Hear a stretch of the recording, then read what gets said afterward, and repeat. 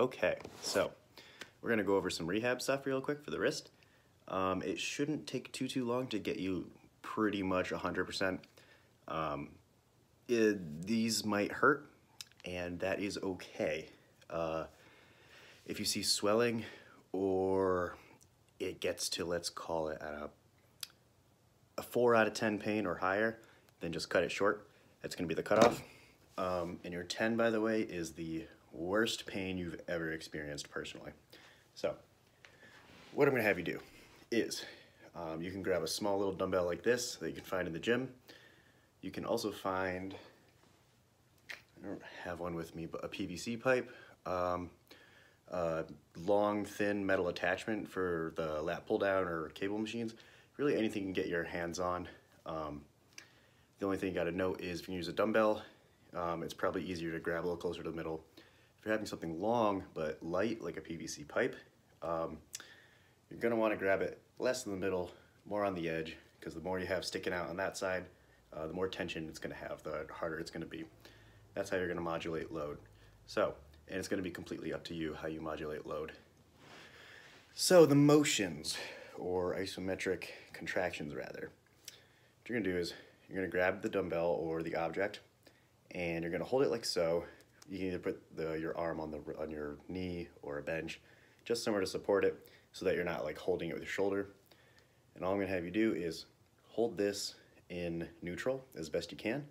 Don't let it beat you, but at the same time, don't extend it up. You're gonna hold this for 30 seconds, and that's one set. Then we're gonna flip you over, bam. Same thing, try to find neutral, hold it for 30 seconds, don't let it beat you, don't beat it, I guess. Try to keep it neutral as best you can. 30 seconds, one set.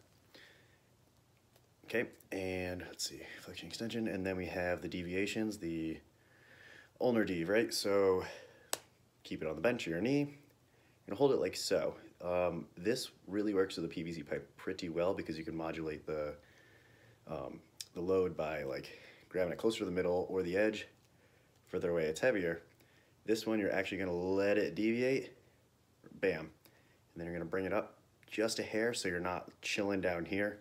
Because in the bone, sitting on bone, and we're looking for active stability. Bone chilling on bone is just gonna be a structural stability. So, neutral, bring it all the way down, up just a hair, hold for 30 seconds. This one's kind of the weird one.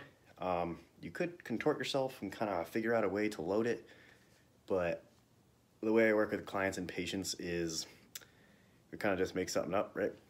So put your knee up, grab the dumbbell like so, same concept, right? Where it's gonna be fully deviate, and then just a hair down.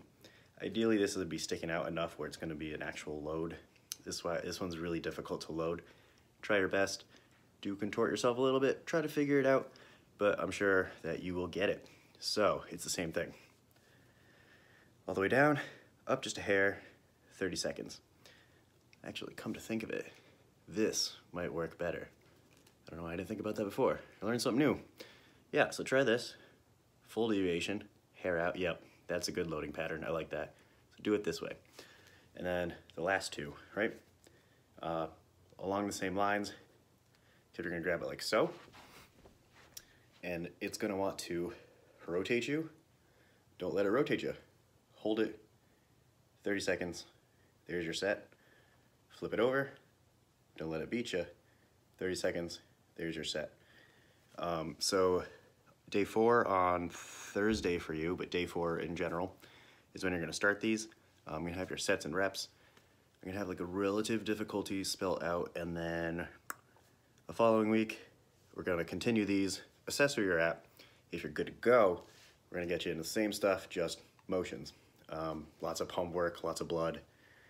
And if you're feeling good and things feel like they can be moving with like reduced pain, doesn't have to be pain-free, just reduced pain from where it was at baseline, let me know. We'll progress things a little further. Or if it gets really bad, let me know. Swelling, bleeding, clicking is totally fine.